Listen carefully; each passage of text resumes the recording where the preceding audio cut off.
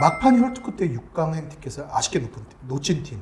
사실 시즌 시작하기 전에 대대적인 투자를 통해 가지고 전력 보강을 했는데 아쉽게 6강을 놓친 창원 LG 세이커스입니다. 네, 그렇습니다. 24승 30패 리그 7위였고요. 말씀하신 대로 지난해 FA 시장에서 이재도 이관희 선수 동시에 계약을 하면서 굉장히 좀 과감한 투자를 했었죠. 그리고 시즌 중에 이 이승우라는 좋은 신인도 발굴이 됐습니다. 그리고 외국 선수 이 아셈 마레이 정말 모든 팀들의 어떤 경계 대상이 됐던 이 리바운드 부분에서 이 선수도 참 돋보였는데 좀 단순하게 말씀드리자면 수비는 정말 리그에서도 꼽히는 정도. 하지만 공격은 반대로 리그 최하위권. 이 어떤 이 밸런스 붕괴가 결국에는 이 막판 경쟁 끝에 6강에 탈락하게 되는 원인이 되지 않았나 싶습니다. 네. 그럼 결과적으로 보면은 공격은 팬을 모으고 수비는 성적을 몰고 온다라는 명제에서 벗어난 팀이에요. 수비는 됐는데 공격은 그렇죠. 네, 그리고 조성환 감독님이 부임할 때부터 계속 90점을 좀 또 100점을 넣는 농구를 하시겠다는 말씀을 하셨는데 매번 사실 좀 그게 잘 이루어지지 않아요. 멤버를 보고 얘기를 했어요. 90은 넣을 선수 있어야지 그런 얘기를 해야지. 본인이 뛰는 것도 아니고. 농담입니다. 그리고 이제 결국 우리가 도관이 라인이라고 했던 이제도 이관이 상당히 공을 들인 라인인데 추준유님 이 도관이 라인의 공존 이 성과는 어떻게 봐야 될까요? 좀 맞춰가면은 좀 더 맞춰가야 된다고 봐야 할까요? 둘이 같이 뛸 때 시너지가 안 나와요. 솔직히 스타일이 둘 다 뭐 이끌어 나가는 리딩보다는 공격 성향이 상당히 강하고 그리고 2대2 할 때 패스를 뭐 롤플레이나 그 센터들한테 넣어주는 타입들도 아니기 때문에 본인 공격을 무진장 많이 보는 선수들이고 하기 때문에 둘이는 내가 볼 때는 안 맞는 것 같아요. 둘이는 안 맞는 것 같고 어떻게 뭐 조상현 감독이 어떻게 할지 모르겠지만은 그 공존을 다시 한번 생각하고 시즌 전에 좀 잘 맞춰 나가야 되지 않을까 생각. 지금 바뀐 선수가 없잖아요. 김준일 선수 하나 들어오는 거지. 속에서 바뀐 선수가 없거든요, 솔직히. 그렇기 때문에. 그리고 뭐 LG도 내가 볼 때는 필리핀 선수를 쓰지 않을까라는 생각이 들어요. 내가 볼 때는. 필리핀 선수를 쓰지 않을까라는 생각이 들고, 그 이제 취약한 부분에 쓰겠죠. 취약한 부분에 뭐 포드라인 쪽이나 이렇게 내가 볼 때는 쓰지 않을까라는 생각이 들고. 그 이재도와 이관희에 앞서 그 김선영 선수가 볼 때는 좀 어떤 것 같아요? 지금 추승현 위원님께서는 사실은 공존이 쉽지 않다라고 얘기를 하셨는데 같이 농구를 하는 입장에서 볼 때 이게 그런 것 같아요. 좀 잘 맞을 때가 있어요. 둘 중에 한 명이 좀 양보를 한다던가 포기를 한다던가 그런 식으로 됐을 때는 확실하게 이제 롤이 정해지기 때문에 그게 오히려 더 무서운 그런 게임도 몇 번 있었고요. 근데 둘 다 이제 공존을 못할 때는 상대팀 입장에서는 굉장히 기분이 좋죠. 네, 기분이 좋고 왜냐면 승리를 저희가 해야 되는 입장이니까 그런 부분을 더 공략을 많이 하죠. 네, 오히려 그리고 그게 공존이 잘 안 됐을 때 상대팀에게 좀 자신감을 심어줄 수 있는 그런 게 좀 생기는 것 같아요. 그리고 작년에 해봤기 때문에 두 선수가 좀 느껴야 되지 않을까요? 어떻게 살아남아야 될지 두 선수가. 둘 다 또 경험 많은 선수고. 그렇죠. 그러면 왜 둘 다 이제 버릴 건 버리고 또 더 좋아질 건 만들고 이래야 되는데 버리지 못하면은 뭐 안 되는 거고. 그렇죠. 버리지. 내가 때는 두 선수가 버릴 건 그리고 왜냐면은 한번 뛰어봤기 때문에 알 거 아니에요. 왜 우리가 안 됐는지를 알고 얘기도 좀 많이 하고 뭐 해야 되는데 그게 안 되는 경우면은 좀 따로 뛰어든가. 그건 뭐 조상현 감독 몫이고. 사실 김준일 선수가 너무 일찍 부상을 당해가지고 시즌 아웃이었는데 김준일 선수가 있었다면 좀 달랐을까요? 모르죠. 그 4번 농구를 안 해서 팀 자체가 외곽에서 좀 많이 하는 플레이들이었기 때문에 김준일 선수가 그렇다고 슛이 썩 좋은 선수는 아니거든요, 솔직히. 안에서 많이 하는 선수이기 때문에.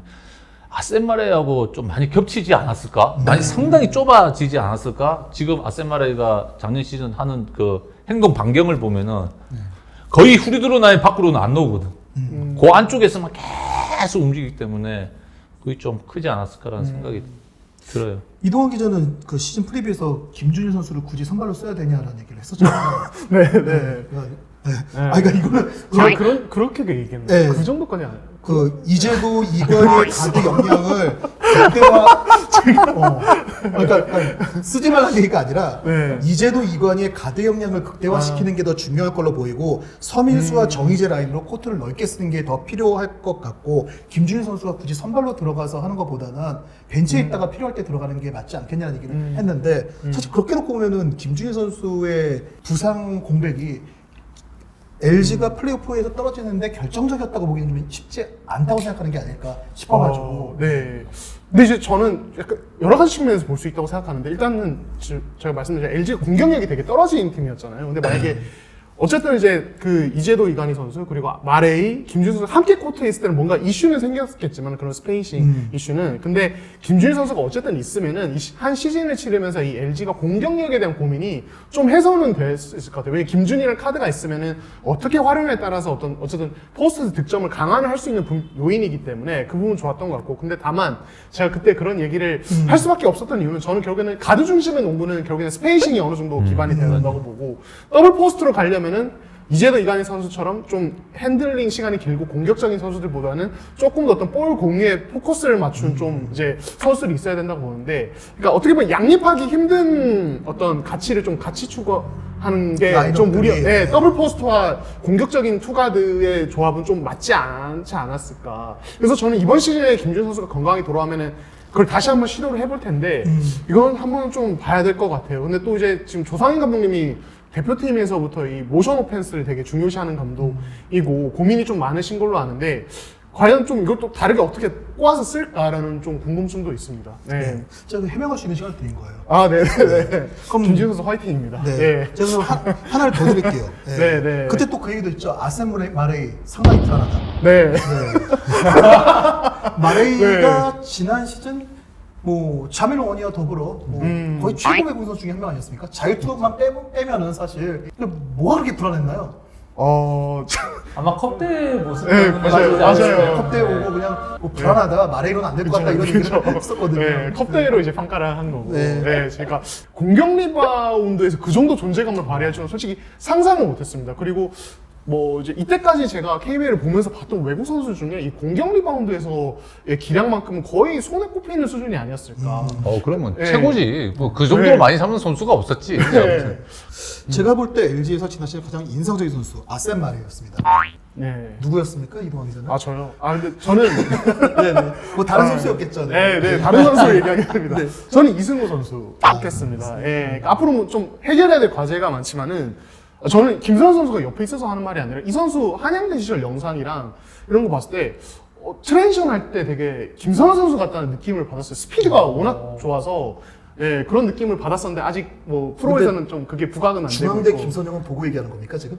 그러니까 제가 아는 이제 그 비교를 하려는 게 아니라 스타일적인 스피드가 너무 좋아서 저본 적이 없는 사람한테 그런 얘기를 해서 네, 이승우 선수에게 이제 기분 좋은 어떤 비교겠지만 그런 네네. 느낌이 들었고 그리고 이 선수가 사실 시즌 한 전반기는 그렇게 기용이 많이 못 되다가 그쵸. 중반 이후부터 기용이 됐는데 저는 이 선수의 수비를 보고 좀 깜짝 놀랐어요. 수비를 너무 잘해서 어느 순간부터는 완전히 붙박이 주전이 되어 가더라고요. 그래서 이 선수가 만약에 수승규 위원님 말씀하신 그 슈팅적인 부분 사실 이게 드래프트 때도 좀 많이 스카우터들이 좀 약점이라고 꼽았는데 이거를 김선 선수도 사실 초반에는 슈팅 얘기가 많았잖아요. 그렇죠. 만약에 김선 선수가 그랬듯이 보완을 해간다면은 이 선수도 어떻게 보면 LG에서 되게 길게 보고 오래 갈 수 있는 되게 중요한 핵심 선수가 되지 않을까라는 생각이 들어서 저는 좀 칭찬을 좀 많이 해주고 싶어요. 슈팅 연습도 많이 해야 되지만은 시합을 많이 뛰어야 되는 솔직히.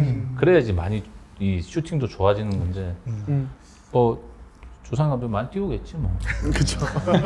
그 포지션이 뭐 네. 위원님이 보시기에 가장 인상적인 선수 누구였나요? 말이 없었으면 뭐 내가 볼 때는 뭐 거의 뭐 10이지 뭐. 마레이가 뭐 안쪽에서 뭐 마레이가 이제 눈에 보이는 거는 상당히 리바운드도 많이 잡고 그리고 열심히 하고 패스도 내가 볼 때는 뭐 포스트에서 더블팀 들어오면 나가는 패스 보면 깜짝깜짝 놀랄 만큼 나가는데 그러니까 올 시즌 제일 중요한 건 이재도 선수하고 이관희 선수가 2대1을 많이 하는데 그 플레이만 진짜 제대로 된다면은 이제 잘 만들면은 내가 볼 때는 상당히 위력적일 것 같아.